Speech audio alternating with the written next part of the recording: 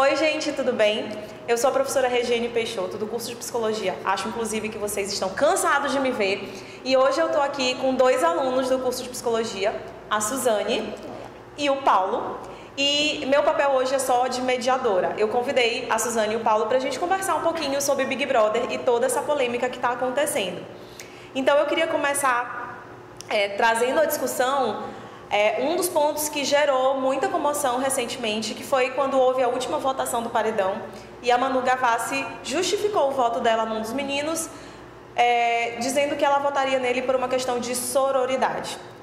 Paulo, você como homem, você sabe o que é sororidade? Não. Na verdade, ela falou pouco depois, quando acabou todo o paredão, ela falou que só que aí eu olhei e caramba, legal. E eu esqueci.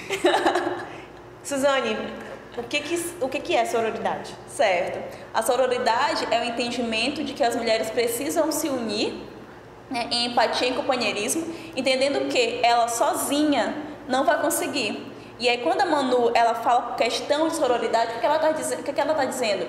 Que quem sofreu a tentativa ali de opressão, né, foi a Mari, não foi ela. Então, não é porque não foi com ela que ela não vai ser empática.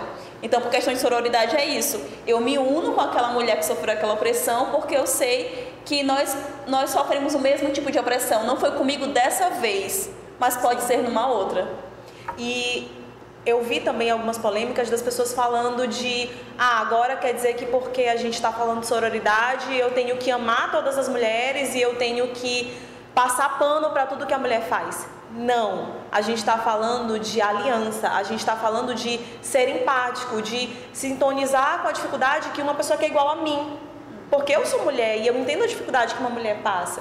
E eu preciso me conectar com isso. Isso não justifica, por exemplo, eu passar pano num erro dela. Então são duas coisas completamente diferentes.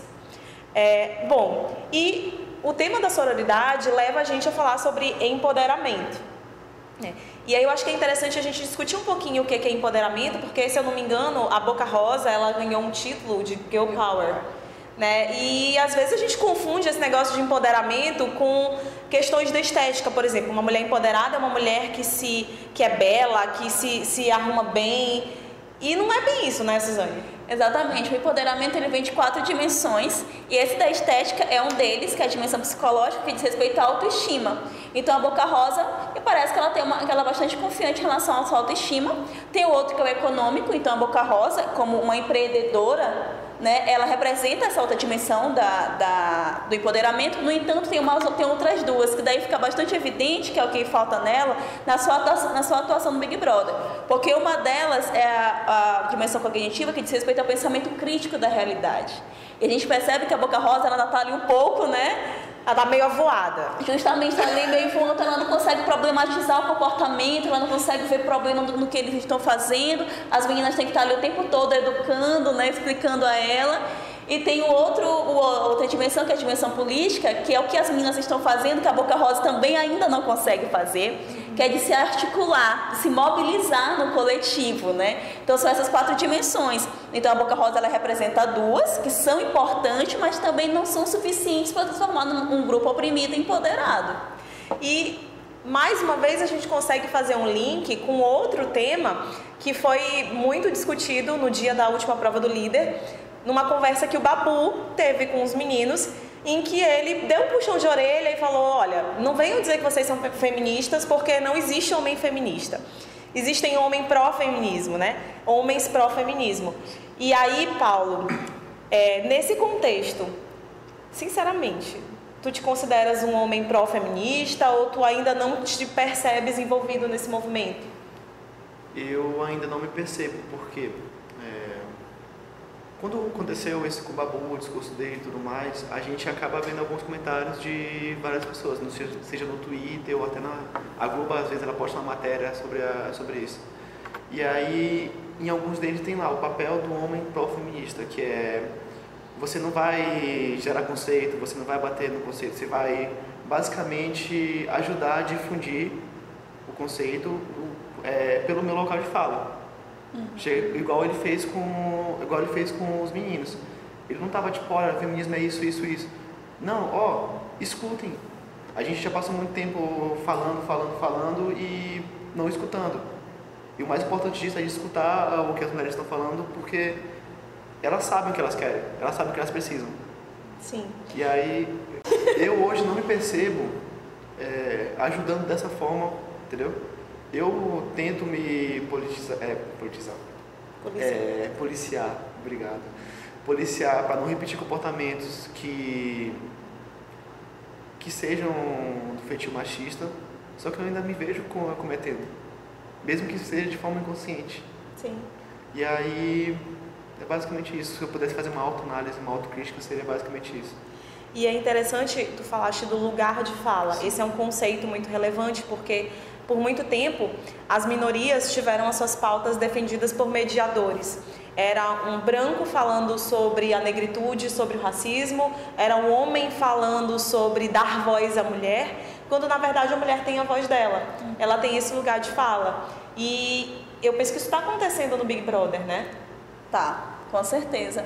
Porque uma coisa que você está falando muito, né, que a mulher, ela fala por si só. E aí a Djamila, ela fala sobre a autonomia, né? Nomia, nome, fala. E auto, fala é por si só. Então é você falar por si só. E aí entra também que já está sendo discutido sobre o lugar de fala.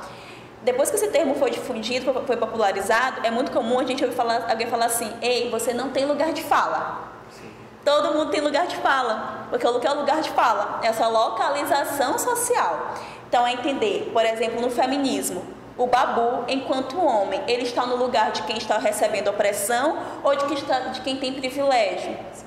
Esse privilégio, de qual forma que esse privilégio colabora com a manutenção dessa opressão? Exemplo, as mulheres, elas são silenciadas o tempo todo. Então, se elas são silenciadas, quem silencia? O homem. Então, meu privilégio serve para silenciar as mulheres. Eu sou pró-feminismo, sou um homem pró-feminismo. Como então que eu posso utilizar do meu privilégio para combater essa opressão? Eu me silenciando e deixando essas mulheres falarem. Então, é bem lembrado que o Babu diz: qual é o teu papel no feminismo? Ouvir. E outra coisa também muito importante, o que ele fez com os amigos dele, não eram amigos, mas com os meninos da casa. Ele senta e começa a falar. Né? Ele fala assim: ei, a gente sempre teve voz. E ele faz um recorte também importante, que é o recorte racial. Né? Que ele fala do homem branco, né? Que o sistema ele foi pensado pelo e para o homem branco. Né? E aí ele diz: então, é hora de a gente parar para ouvir. E aí o Lucas, ele diz assim: ah, mas nós fomos para a guerra. Aí ele diz assim: ok, as mulheres poderiam não estar na linha de frente, mas elas estavam o tempo todo ali. As enfermeiras eram mulheres. Quando os homens saem, quem vira chefe de casa são as mulheres. Quem passa a trabalhar na indústria são as mulheres. Quem mantém aquela sociedade são as mulheres. E o Babu fala isso. Sim. Então, assim, e aí tem uma discussão que diz assim, que às vezes tem homem que chega no movimento feminista e ele quer falar, ele quer pegar o microfone e ele quer falar. Poxa, assim é bacana, assim é massa tu fazer isso. Mas e na tua rodinha de amigos? Entender que por mais que você tenha bastante conceito, que foi muito legal que tu falou, que o papel do homem não é de produzir teoria. Mas que você tenha bastante conhecimento, é interessante se apropriar da causa. No momento que tu fala, veja bem, se eu falo numa situação em que eu, enquanto homem, sempre falei e a mulher sempre ouviu, e eu estou naquele movimento querendo empoderá-la, no momento que eu pego o microfone e eu falo, eu não estou fazendo a manutenção desse sistema opressor. Então, por mais que eu tenha muito conhecimento, é importante silenciar e ouvir o que ela está dizendo, né? Dentro dessa discussão tem um conceito interessante que é o de men-interrupting, que é de o homem interromper a fala da mulher. Então existem muitas situações em que as mulheres estão falando e o homem chega e diz assim: olha, mas sobre isso eu sei tal coisa, e normalmente a mulher se cala, porque ao homem é dado o poder de falar e de silenciar. E a mulher se cala de uma forma até inconsciente, sem perceber que ali ela está tendo a voz dela calada.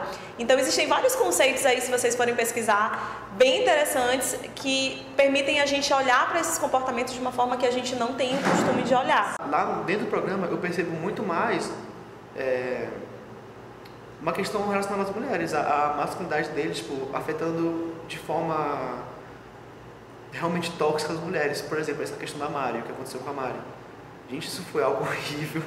Para quem não sabe, uma das coisas que aconteceram com a Mari, dentre várias, foi que existiu ali um combinadinho de induzi-la a ter um relacionamento extraconjugal dentro da casa para que ela ficasse queimada com o público e fosse votada.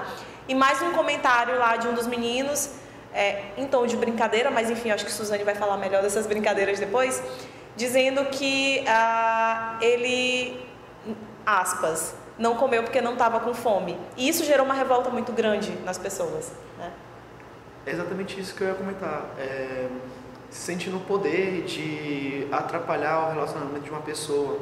No final das contas, se a gente for usar uma palavra para resumir tudo que a gente gostaria de ver no Big Brother, eu acho que seria a palavra empatia. E aí vem a última fala do Thiago Leifert, né, no discurso de eliminação, em que ele tentou fazer uma análise da perspectiva dos homens e foi mais uma vez julgado pelo público como passando pano. E eu acho que a gente precisa exercitar um pouquinho essa noção de que a gente julga muitas pessoas, a gente cobra muito delas um comportamento modelo, que o próprio comportamento de julgar se torna incompatível. Ou seja, eu quero ver empatia no Big Brother, eu quero ver as pessoas se respeitando, mas quando eu vejo algo que me desagrada, eu ofendo, eu lincho virtualmente, que foi o termo que o Thiago Leifert trouxe, né? Não significa, por exemplo, que o assédio do Pyong tenha sido menos grave só porque ele pediu desculpa. Continua sendo um assédio, continua sendo uma postura grave. Mas a pessoa dele é uma pessoa diferente da pessoa do Adson, que não consegue sequer enxergar que comete um erro. E eu acho que, à medida que o tempo vai passando, a gente precisa se aprimorando enquanto pessoas para também entender que cada opressor desse, ele tem uma história, que ele é um ser humano. E que se ele emite algum comportamento que seja condenável, que ele pague por isso, seja nos meios jurídicos ou qualquer outro. Mas não cabe a nós condenar as pessoas meramente por alguns comportamentos, porque se a gente parar para se olhar, a gente reproduz muito isso. A gente, sem querer, o Paulo falou, né, sem perceber, inconsciente. O Paulo reproduz, eu reproduzo, a própria Suzane, que está há mais tempo estudando isso e militando nessa pauta, provavelmente também se percebe cometendo esses equívocos. E no final das contas, eu quero encerrar com uma fala do Babu, que eu não sei se eu vou conseguir citar, né, na íntegra, mas ele disse que em certas situações de guerra, né, entre estar certo ou errado, o mais importante é a gente ter paz, é a gente conseguir estabelecer relações que sejam saudáveis. E a gente não vai poder eliminar as pessoas da nossa vida, da nossa sociedade, como a gente elimina do Big Brother. A gente vai ter que continuar convivendo com elas. E se elas vão ter que continuar na nossa convivência, que nós sejamos também facilitadores de mudança. Para isso a gente precisa ser empático, a gente precisa também entender e acolher, sem justificar, sem passar pano. Tá? Então, meninos, eu quero dizer que eu estou muito orgulhosa de vocês dois e quero agradecer vocês terem topado. E é isso. A gente agradece. Estamos aqui disponíveis para mais. Não, peraí, de novo. Deixa eu olhar. Tá. Então eu quero agradecer os meninos terem topado estar aqui. E semana que vem a gente vai ter um bate-papo aqui na UNDB com outras pessoas ainda sobre Big Brother e vocês estão convidados. Agora melhorou. E aí, Lucas?